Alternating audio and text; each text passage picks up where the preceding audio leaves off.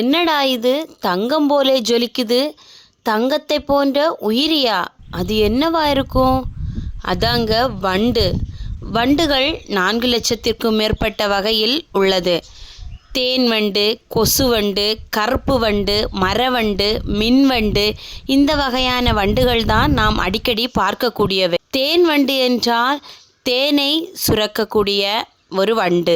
இந்த வண்டானது வாழ்நாளில் 1 டீஸ்பூன் அளவுக்கு கூட தேனை உருவாக்க முடியாது. அடுத்ததாக கொசுவண்டு.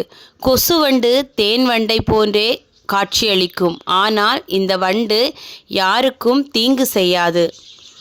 அடுத்ததாக கருப்பு வண்டு. கருப்பு வண்டு மண்ணுக்குள் இருக்கக்கூடிய ஒரு வண்டு. இது பயிர்களுக்கு நன்மை அளிக்கக்கூடிய வண்டு.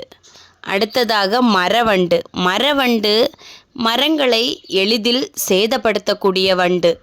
அடுத்து மின்வண்டு. மின்வண்டு இரவில்தான் வரும். இரவில் வெளிச்சத்துடன் வரக்கூடிய வண்டுதான் மின்வண்டு.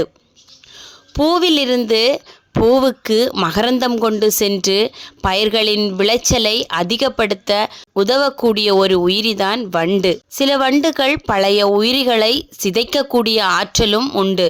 தீங்கு தரக்கூடிய பூச்சிகளையும் சில வண்டுகள் உண்ணும். வண்டுகளுக்கு 5 கண்கள் உண்டு. அதில் 2 கண்கள் பெரியது, 3 கண்கள் சிறியவை. வண்டுகளின் இறக்கைகள் ஒரு நிமிடத்திற்கு 200 முறை அடிக்கப்படுகிறது.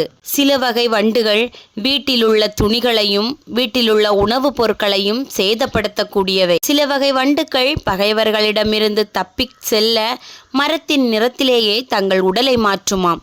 சில வண்டுகள் தங்கள் உடல் எடையை விட 850 மடங்கு எடையை தூக்குமாம். வண்டுகளில் முன்னுள்ள கடினமான இறக்கைகள்தான் உடலை பாதுகாக்கக்கூடிய வலுவான போர்வை போன்று செயல்படுமாம்.